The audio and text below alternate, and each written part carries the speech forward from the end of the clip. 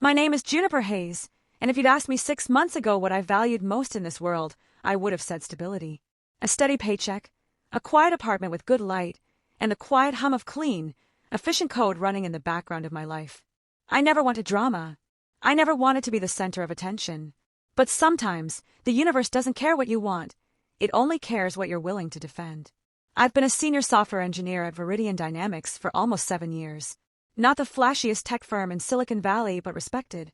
Known for reliability, not headlines. I liked it that way. My job was to build the invisible architecture that kept our client systems running, secure, scalable, and silent. I didn't need applause. I just needed to know my work mattered. Until the day Daniel Croft walked into our sprint review and decided it didn't. Daniel was Viridian's newly appointed CEO, brought in after the board got impatient with our steady but slow growth. He wore $1,000 suits like armor and spoke in soundbites designed for LinkedIn. He'd never written a line of code in his life, but he loved to talk about disruption and digital transformation like they were magic spells. That Tuesday morning, our team had gathered in the glass room, the one with floor-to-ceiling windows overlooking the San Francisco Bay, to demo a new security protocol I'd spent 18 months developing. It was my baby, a layered authentication system that could detect and neutralize zero-day exploits before they even registered as threats. Quiet, elegant, bulletproof. I stood at the front, calm, rehearsed. I clicked through the slides, explained the architecture, showed the live test results. The room was quiet, respectful. Even our CTO, Raj, gave me a small nod. Then Daniel walked in 10 minutes late, phone in hand, coffee in the other, like he owned the air we were breathing. He didn't sit. He leaned against the glass wall, arms crossed, watching me like I was a street performer he hadn't asked for. When I finished, there was a beat of silence. Then he laughed. Not a chuckle. A full-throated, dismissive laugh that echoed off the glass. "Is this a joke?" he said, loud enough for everyone to hear. "You spent 18 months building what exactly? A digital moat around a castle nobody's attacking."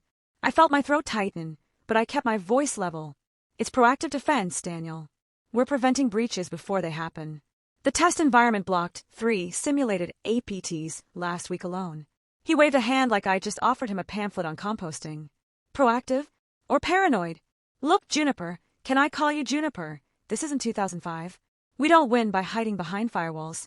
We win by moving fast, taking risks, shipping. This," he gestured at my screen, "this is legacy thinking wrapped in buzzwords. It's slowing us down." My palms were sweating, but I didn't flinch. Security isn't legacy. It's the foundation. He smirked.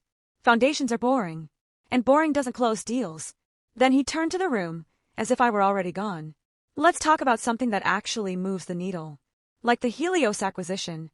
That's when I learned about the $800 million deal. Helios Global was a European data analytics firm Viridian had been courting for months. Their platform was powerful but notoriously vulnerable, built fast, scaled faster, secured never. Daniel's plan was to acquire them, integrate their client base, and rebrand Viridian as a next-gen intelligence powerhouse. The only problem? Helios' systems were a hacker's playground. And my protocol, the one he just mocked, was the only thing standing between that deal and a catastrophic data breach the moment integration began. But Daniel didn't care. He called my concerns engineering overreach, said I was letting perfection be the enemy of progress. He even told HR I was resistant to cultural change, as if integrity were a personality flaw. For weeks, I watched helplessly as the deal moved forward. Legal teams signed NDAs. Investment bankers toasted in conference rooms. Daniel gave interviews calling it the most transformative move in Viridian's history. And all the while, I knew, that the moment Helios' servers synced with ours, their unpatched vulnerabilities would become ours. And because of the way their architecture was built, the breach wouldn't just expose Viridian's data. It would leak the private information of over 12 million customers across 3 continents. I tried to escalate. I wrote reports. I scheduled emergency meetings.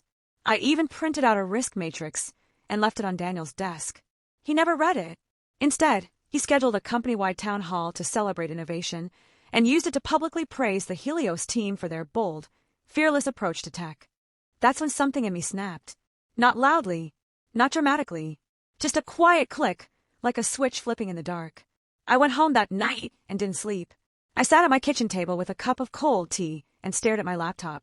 On the screen was the integration script, the final piece of code that would connect Viridian's core systems to Helios' API at 9 a.m. sharp the following Monday.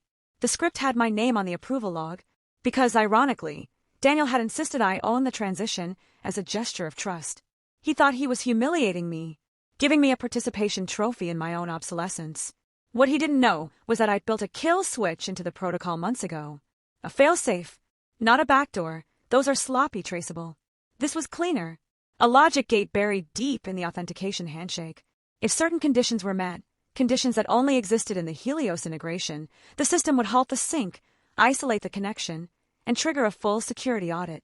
Automatically, irreversibly, and it would look like a catastrophic, unforeseen compatibility error. No one would suspect me. Because why would they?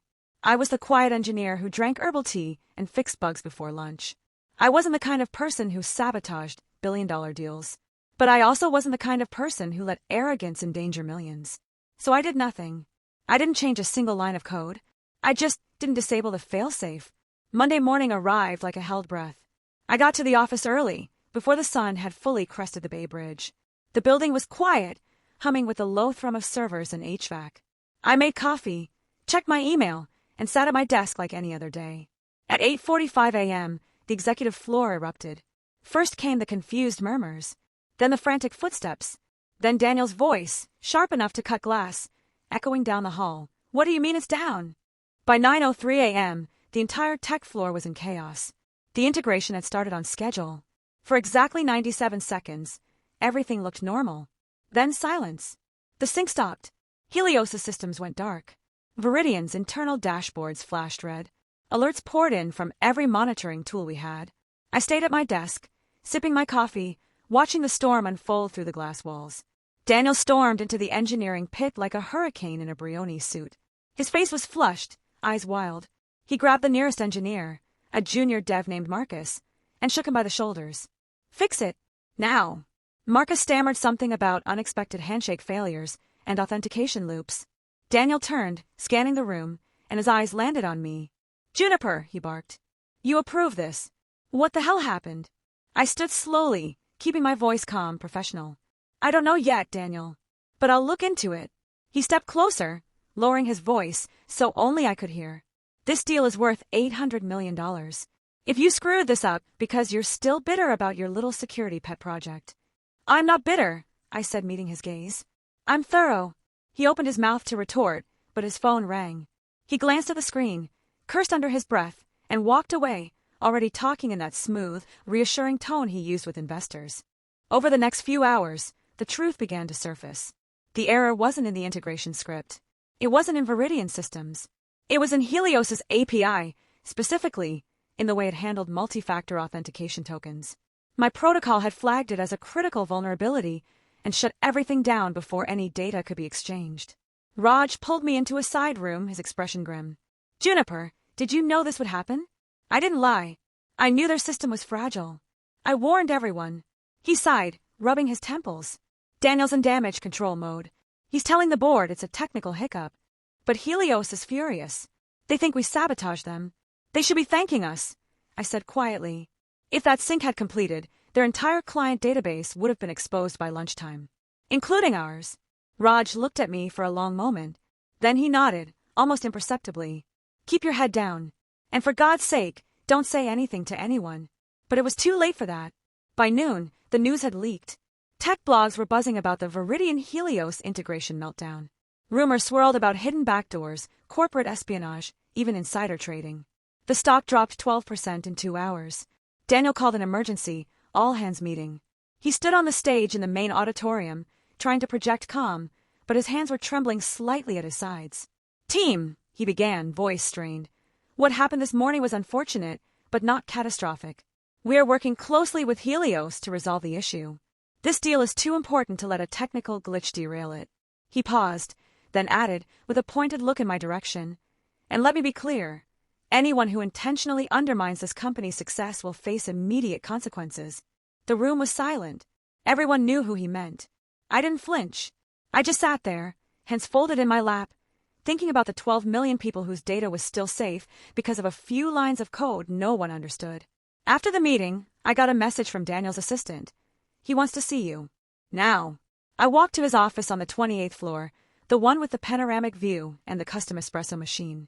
He was standing by the window, back turned when I entered. "Close the door," he said without looking.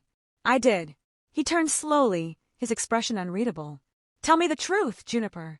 Did you do this?" I crossed my arms. "Did I write code that follows the security protocols I've spent my career building?" "Yes." "Did I override those protocols to please your ego?" "No." His jaw tightened. "You think this is about ego? This is about the future of this company." "No," I said, stepping forward. "This is about you wanting to be the hero who closed the big deal, even if it burned the whole village down." He flinched, just slightly. Then he walked to his desk and picked up a manila folder. "I've reviewed your personnel file. 7 years here. Never a disciplinary issue. Quiet.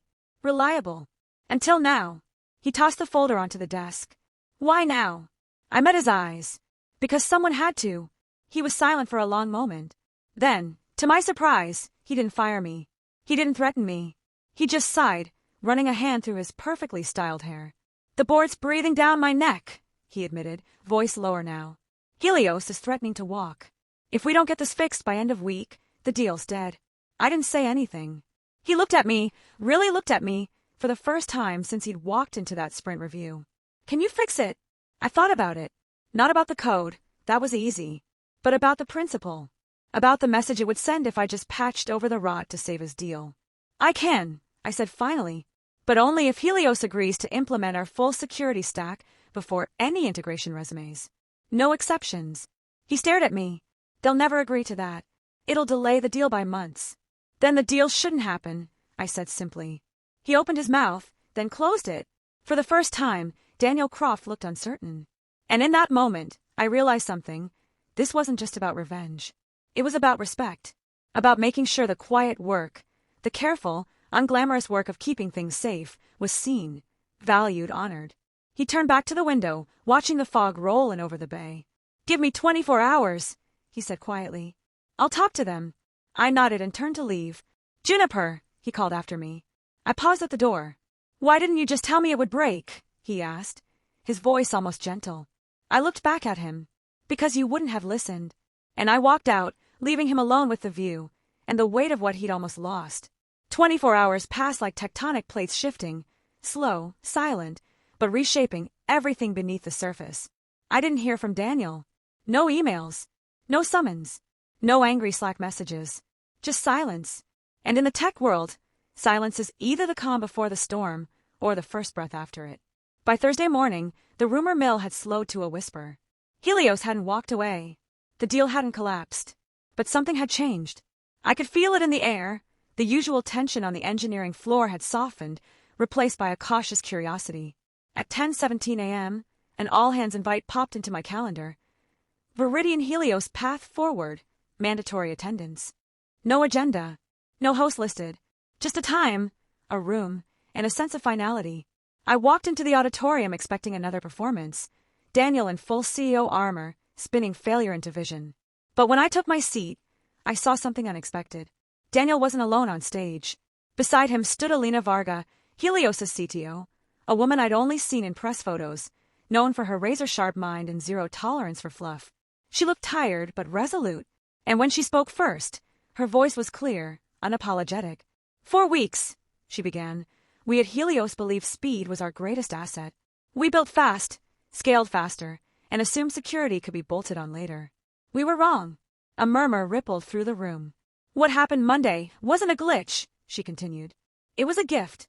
Your system, Juniper Hayes' system, didn't break our integration. It exposed a flaw that would have cost us not just money, but trust. The kind of trust that takes decades to build and seconds to destroy. She turned slightly, gesturing toward me in the third row. My face burned. I hadn't expected to be named. Hadn't wanted to be. Viridian's protocol didn't sabotage us, Alina said. It saved us. Then Daniel stepped forward. No suit today, just a dark sweater, sleeves rolled up, like a man who'd spent the night debugging his own assumptions. I came here 6 months ago thinking I knew how to fix this company, he said, voice quieter than I'd ever heard it. I thought growth meant speed. That risk was just another word for opportunity. But real strength isn't in how fast you move. It's in what you refuse to compromise. He paused, scanning the room until his eyes found mine. Juniper didn't halt an $800 million deal, he said. She protected an $800 million responsibility. And for that, I owe her and all of you an apology. The room was utterly still. Then, from the back, someone started clapping. Not sarcastic, not performative, just human. One pair of hands, then another, until the entire auditorium was on its feet. I didn't stand.